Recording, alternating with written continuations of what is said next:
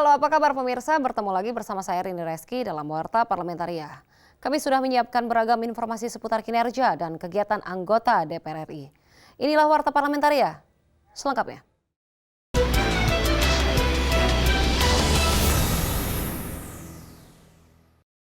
Untuk tujuan pembinaan serta peningkatan prestasi di bidang olahraga, Komisi 10 DPR RI mengusulkan agar dana keolahragaan sebesar 2% berasal dari APBN. Anggota Komisi 10 DPR RI Andi Muawiyah ditemui di Kompleks Parlemen Senayan, Jakarta mengungkapkan, Komisi 10 DPR memperhatikan dan fokus pada pengembangan atlet olahraga.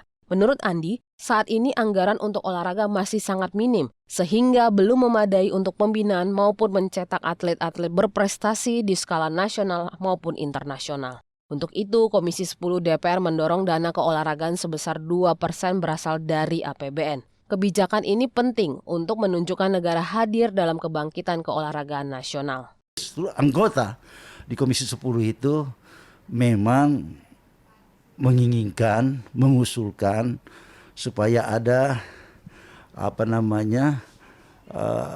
yang 2% itu untuk anggaran keolahragaan itu diwujudkan, mengundang kementerian terkait dan leading sektornya tentu saja Kementerian Pemuda Olahraga.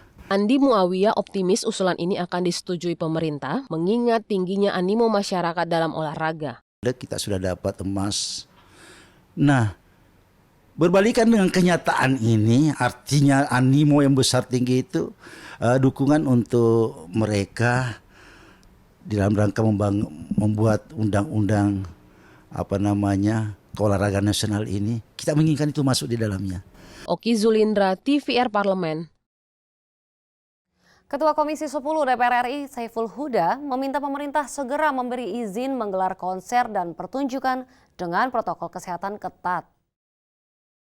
Ditemui usai menggelar pertemuan dengan Forum Backstager Indonesia di Gedung Nusantara 1 DPR RI Jakarta, Ketua Komisi 10 DPR RI Saiful Huda mengatakan, pemerintah perlu mempertimbangkan faktor ekonomis agar kebijakan pelarangan pertunjukan dan konser dikaji ulang, mengingat banyak pekerja di sektor tersebut selama pandemi tidak memiliki penghasilan tetap. Ya, kita berharap pemerintah secepatnya mengeluarkan izin terkait dengan event dan pertunjukan. Ini tadi semua mewakili industri kreatif, terutama yang di event dan pertunjukan. Kalau dihitung-hitung, yang bekerja di mereka ini ada sekitar 10 asosiasi, ini hampir bisa mencapai 1 juta lebih. Sementara itu, Sekretaris Jenderal Forum Backstagers Indonesia Syafiq Pahlevi berharap izin menggelar pertunjukan dan konser segera dibuka pemerintah karena pemberlakuan pembatasan kegiatan masyarakat atau PPKM sudah turun ke level 2. Betul. Paling tidak dengan begitu, dengan ada izin kami bisa bergerak, Mas. Kami bisa memutar roda ekonomi lagi. Karena jujur dengan ada pandemi ini, begitu ada perizinan maklumat Polri bahwa kita tidak boleh melakukan kegiatan, terutama di zona merah, ya sudah kita taati. Tapi begitu ini sudah hanya PPKM level 2, harusnya juga mulai dibuka. Habibie dan Aang, TVR Parlemen, melaporkan. Selain mengembangkan destinasi wisata super prioritas, Kementerian Pariwisata dan Ekonomi Kreatif perlu menengok potensi desa wisata kampung tematik yang mulai diminati wisatawan. Selain penganggaran, perlu adanya pendampingan khusus agar desa wisata bisa mandiri. Kondisi desa yang asri dan tenang dinilai cocok untuk menenangkan diri dari rutinitas di kota besar. Wakil Ketua Komisi 10 DPR RI Agustina Pramestuti mengapresiasi pemangku adat Desa Panglipuran yang menyesuaikan infrastruktur modern tanpa menghilangkan adat istiadat. Wisata itu kan kreatif, pasti akan menemukan bentuknya, bagaimana mereka memasarkan diri, tapi harus difasilitasi dengan cara online, pasti akan menemukan bentuknya. Tugas kita adalah mendukung, memfasilitasi. Anggaran ini yang paling penting, dukungan dari pemerintah. Sementara itu, anggota Komisi 10 DPR RI Ledia Hanifa menambahkan, meski mulai mandiri, Desa Wisata Panglipuran masih membutuhkan pendampingan anggaran. Untuk itu, perlu ada perubahan nomenklatur terkait desa wisata kampung tematik mengingat masih banyak potensi desa wisata di area perkotaan lain yang bisa dikembangkan menjadi alternatif wisata. Mengubah perilaku dan harus siap wirausaha, terobosan-terobosan, karena nggak bisa ngandelin dapat bantuan terus. Nah, itu yang jadi bagian yang sangat penting buat kita untuk memastikan. Komisi 10 DPR RI terus mengingatkan, nomenklatur desa wisata dan kampung tematik harus jelas agar kedepannya tidak menjadi temuan BPK atas bantuan-bantuan lintas kementerian yang disalurkan untuk melakukan pendampingan desa wisata. Dari Provinsi Bali, Amita Pradita, TVR Parlemen, melaporkan.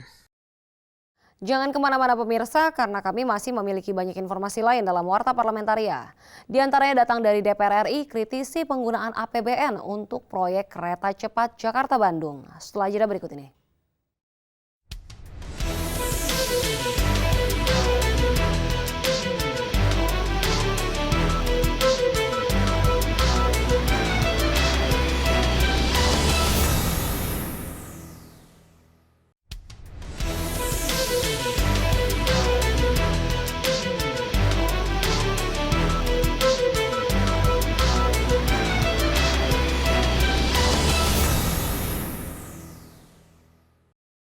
Pentingnya transformasi menuju energi baru terbarukan atau EBT dan akselerasi ekonomi berbasis teknologi hijau untuk mendongkrak laju perekonomian. Komisi 7 DPR RI sedang berupaya merampungkan pembahasan rancangan Undang-Undang EBT sebagai landasan hukum dalam upaya transformasi energi dan memberi kepastian bagi investor di sektor energi. Usai mengunjungi pembangkit listrik tenaga panas bumi atau PTLP Gunung Salak Indonesia Power di Kabupaten Bogor, Jawa Barat, anggota Komisi 7 DPR RI Muhtarudin menyatakan, pembahasan RUU EBT perlu didorong untuk mengakselerasi bauran energi dan reformasi struktural dalam regulasi. Melakukan reformasi struktural, antara lain adalah regulasi. Regulasi itu yang hari ini yang mau kita dorong adalah RUU tentang EBT, dukungan kebijakan yang akan kita buat. Tetapi perlu diingat, dalam EBT ini pun kita harus hati-hati gitu loh. Jadi kita jangan terlalu semangat banget untuk punya idealisme untuk zero emission, tetapi juga kita mengabaikan kearifan yang kita miliki. Sementara anggota Komisi 7 DPR RI Mulyanto berharap harmonisasi RUU EBT oleh Badan Legislasi DPR RI bisa berlangsung cepat agar bisa segera disahkan dan implementasinya bisa langsung dirasakan masyarakat. Dibanding RU yang lain ya, ini lumayan cukup lengkap ya, usulan dari Komisi 7. Mudah-mudahan harmonisasinya nggak lama ya. Setelah itu kalau selesai, diketok, masuklah ke paripurna untuk disahkan menjadi RUU inisiatif DPR. Dari Jawa Barat, Fajar Ilhami, TVR Parlemen, melaporkan. Pemerintah resmi berinvestasi pada proyek kereta api cepat Jakarta-Bandung melalui PMN dan pendanaan dari China Development Bank. Ditemui di gedung DPR RI Jakarta, anggota Komisi 5 DPR RI Neng EM Marhama menyampaikan, awalnya pemerintah berkomitmen menggunakan kerjasama investasi modal luar negeri untuk proyek kereta cepat. Untuk itu, Neng EM meminta pemerintah memperhitungkan dengan matang sebelum melakukan perubahan skema modal dalam proyek tersebut. Kalau memang itu misalkan prospek dari sisi tidak hanya keuntungan ya, tapi manfaatnya juga bisa dirasakan itu lebih besar, saya kira tidak masalah. Tetapi kalau ternyata itu justru semakin menyedot APBN negara, padahal di saat sekarang masih sangat butuh-butuhnya, ya saya kira saya keberatan. Neng EM Marhama menambahkan, penggunaan APBN diharapkan tidak hanya mempercepat penyelesaian proyek kereta cepat, namun dapat mendukung percepatan ekonomi Indonesia pasca pandemi COVID-19. Kita harus hitung sejauh mana dampaknya, karena ya kita sekarang lagi sangat membutuhkan, kecuali kalau memang udah diuji, udah dipelajari bahwa ternyata ketika kita memasukkan modal ke sana, ternyata dampak efek dominonya untuk perekonomian misalkan jauh lebih besar, itu it's okay. Investasi pemerintah pada proyek kereta cepat Jakarta-Bandung masuk melalui PMN kepada PT Kereta Api Indonesia selaku leading konsorsium proyek ini. Saat ini progres kereta cepat Jakarta-Bandung sudah mencapai 79%. Elisa dan Bahri, TVR Parlemen, melaporkan. Tuntutan penghapusan persyaratan wajib tes PCR COVID-19 untuk moda transportasi penerbangan Jawa-Bali yang terus disuarakan oleh DPR akhirnya terrealisasi. Hal tersebut diungkapkan Wakil Ketua DPR RI Muhaimin Iskandar usai mengikuti acara peringatan hari lahir fraksi PKB di Gedung Nusantara 4 DPR RI Jakarta baru-baru ini. Muhaimin menyambut baik langkah pemerintah mencabut aturan tersebut untuk menghindari terganggunya dunia transportasi. Keputusan tersebut dianggap bisa membuat industri penerbangan yang sedang terpuruk menjadi bangkit kembali. Muhaimin menyarankan tes PCR sebaiknya digunakan jika sudah ada indikasi lebih dulu dari tes antigen. Kalau reaktif di antigen, diyakinkan dengan PCR. Ini akan membantu pelayanan transportasi. Ini luar biasa, langkah yang sangat tepat. Nah, dengan demikian industri penerbangan tidak terganggu, transportasi tidak macet. Ini langkah luar biasa. Kita apresiasi. Di sisi lain, Wakil Ketua DPR RI Muhaimin Iskandar mengaku memaklumi aturan tes PCR yang berubah-ubah. Meski begitu, ia mengingatkan pemerintah dapat mengkaji secara matang lebih dulu sebelum mengeluarkan suatu kebijakan. Ya, suasana sulit begini wajarlah, setiap aturan berubah setiap saat. Bahkan tiap jam bisa berubah peraturan, itu wajar, tapi ya kita ingatkan aja, jangan sembarangan menelurkan aturan kalau nanti kemudian pada akhirnya direvisi. Sebelumnya, Menko PMK Muhadjir Effendi menyampaikan, masyarakat yang bepergian melalui jalur udara cukup melakukan tes antigen COVID-19. Tim Liputan TVR Parlemen melaporkan. Pemirsa, kami masih memiliki banyak informasi lain dalam Warta Parlamentaria. Tetaplah bersama kami.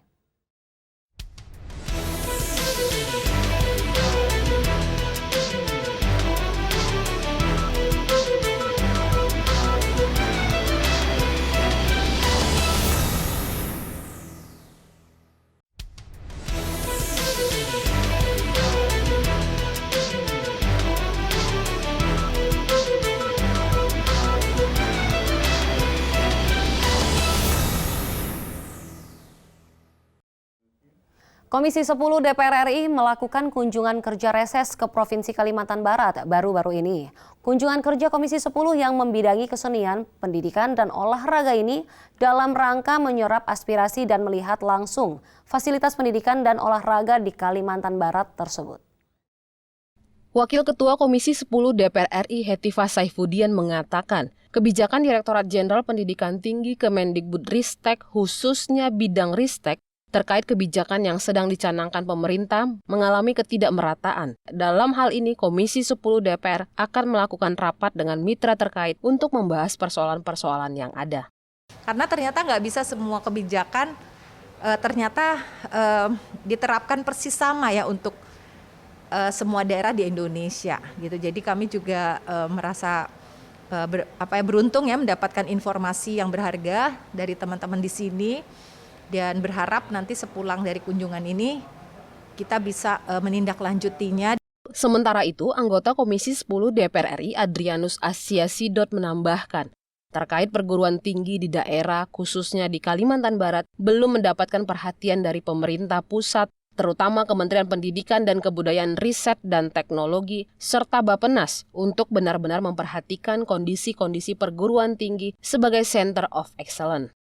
Ini untuk benar-benar memperhatikan kondisi-kondisi perguruan tinggi di daerah yang menjadi Center of Excellence. Dari Kalimantan Barat, Rizky Kurniawan, TVR Parlemen, melaporkan. Dalam pemerataan vaksinasi sebagai program pemerintah, Polda Jawa Timur melakukan vaksinasi secara merata ke seluruh wilayah Jawa Timur. Komisi 3 DPR RI mengapresiasi Polda Jawa Timur dalam menjalankan program pemerataan vaksinasi. Wakil Ketua Komisi 3 DPR RI Adis Kadir mengatakan, program mobil keliling yang dibentuk Polda Jawa Timur harus diperluas untuk dapat menyelesaikan target vaksinasi. Ini kan kami memberikan apresiasi yang sangat luar biasa kepada jajaran Polda Jawa Timur di bawah pimpinan Pak Niko Afinta. Jadi banyak sekali inovasi-inovasi dan terobosan-terobosan yang dilakukan. Kita lihat tadi kami melepas 77 kendaraan yang akan disebar ke seluruh Jawa Timur. Satu kendaraan itu antara 200 sampai 400 vaksin. Ya, jadi memang Jawa Timur cukup besar. Saat ini sudah 52%, dengan target 70%. Saya rasa akhir bulan Desember ini bisa tercapai. Anggota Komisi 3 DPR RI Cucun Ahmad menekankan pihak Polda dan pemerintah daerah Jawa Timur untuk tetap menjaga protokol kesehatan pada sejumlah destinasi wisata yang telah dibuka, sehingga penularan COVID-19 tidak meluas lagi. Di Jawa Timur ini, wisatawan domestik yang mereka itu secara keyakinan untuk menziarahi makam-makam para aulia, para wali ini perlu diperhatikan. Dan jangan sampai kelamaan ditutup, ini harus segera dibuka, tetapi dengan SOP yang betul-betul prokesnya sangat ketat. Dari Jawa Timur, Koko Inugroho, TVR Parlemen, melaporkan. Demikianlah beragam informasi seputar aktivitas DPR RI yang sudah kami susun dalam Warta Parlamentaria. Saya Rini Reski, beserta kerabat kerja yang bertugas undur diri. Terima kasih atas perhatian Anda. Sampai jumpa.